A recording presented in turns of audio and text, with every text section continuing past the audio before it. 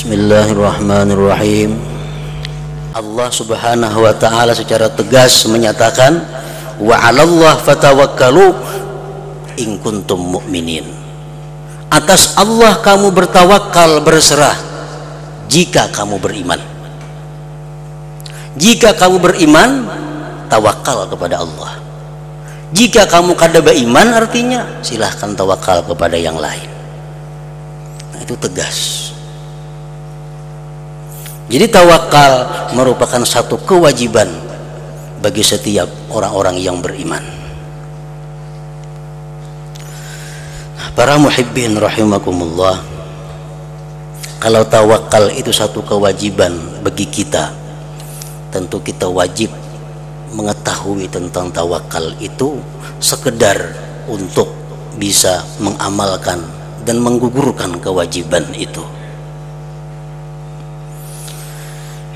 Al-Imamul Ghazali rahimahullah mengatakan, tawakal itu artinya i'timadul qalbi 'alal wakil wahdah, berpegangnya hati atas yang diserahi perkara saja. Dalam hal ini Allah subhanahu wa ta'ala, hatinya itu berpegang hanya dengan Allah, tidak dengan kekuatan, tidak dengan kekayaan, tidak dengan jabatan kedudukan. Yang dipegangnya hanya adalah Allah subhanahu wa ta'ala. Nah, itu pengertian tawakal. Selanjutnya beliau mengatakan bahwa tawakal itu terdiri daripada 3 rukun. Apabila 3 rukun ini terlaksana, maka kita disebut mutawakkil, orang yang bertawakal kepada Allah subhanahu wa ta'ala. Yang pertama rukun tawakal adalah ilmu.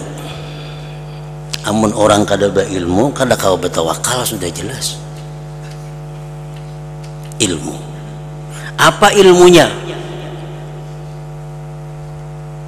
Meyakini anallah hayyun la yamut, meyakini seyakin-yakinnya bahwa Allah itu hidup dan kada bakal mati.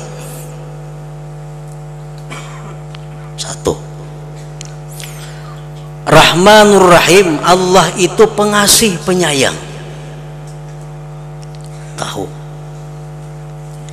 Alimun bi ahwalina wa ma huwa khairun lana, Allah subhanahu wa ta'ala itu maha tahu dengan keadaan kita dan yang terbaik untuk kita. Kita mesti tahu itu, bahwa Allah mengetahui keadaan kita dan apa yang paling cocok, paling baik untuk kita. Allah ta'ala qadirun, Allah maha kuasa. La yahtaju ilaina, Allah tidak perlu kepada kita. Kita hendak bertawakal, kita hendak kada, Allah kada perlu. Kita sembahyang, kita kada, Allah kada terganggu. Kita mau menjunjung perintahnya, mau melanggarnya, kada mengurangi kebesaran Allah. La yukhliful mi'ad, Allah itu kada mau menyalahi janji. Apa yang dijanjikan Allah pasti akan dilaksanakan. Yakfi may yufawwidu amrahu ilaih, Allah akan mencukupi orang yang berserah kepadanya.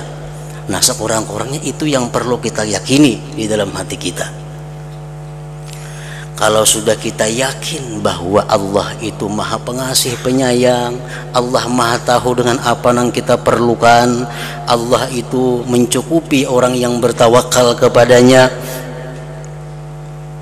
Kalau sudah tahu demikian, maka timbullah rukun yang kedua yang namanya hal atau keadaan. Nah, apa keadaan kita? Sakinatul qalbi biwakilihi, tentram hati dengan wakilnya, yakni subhanahu wa ta'ala, Allah subhanahu wa ta'ala.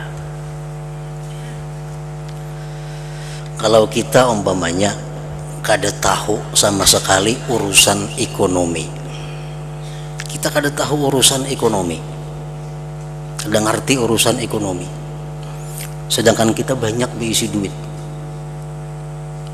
Lalu ada orang orangnya ini sangat cerdik dalam mengelola ekonomi, orangnya sangat sayang kepada kita, orangnya sangat mencintai kita, orangnya kada pernah menyalahi janji, orangnya selalu membantu kepada kita.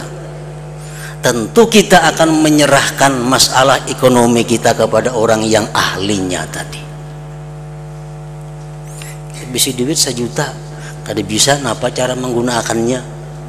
Tapi kita ada bisi kawan yang kita ketahui kawan ini luar biasa punya sifat-sifat kebaikan.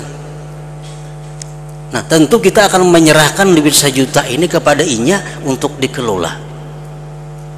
Nah, itulah kita dengan Allah Subhanahu wa taala. Kita kada bisa menjaga diri kita. Kita kada tahu apa yang terbaik untuk kita. Sedangkan kita yakin Allah maha segala-galanya. Nah, serahkanlah urusan perkara kita ini kepada Allah Subhanahu wa taala. Tawakal.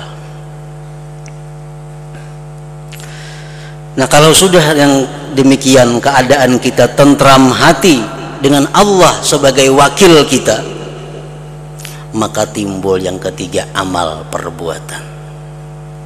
Amal perbuatannya apa? Ya'malu wa yas'a wa yad'u bima amara bihil wakil. Kita akan bekerja, kita akan berusaha, kita akan berdoa, tapi sesuai anjuran wakil. Jadi tawakal itu bukan menyuruh kita kada begawi lagi, bukan. Tawakal bukan menyuruh ampe berdagang, kada.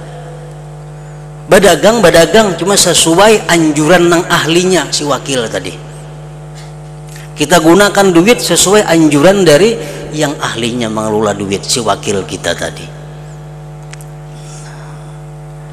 Nah, jadi tawakal mesti kita punya ilmu tentang orang yang diwakili, yaitu Allah Subhanahu wa taala. Yang kedua, ketentraman hati kita kepada Allah. Yang ketiga, kita bekerja berbuat sesuai dengan petunjuk dan aturan Allah Subhanahu wa taala.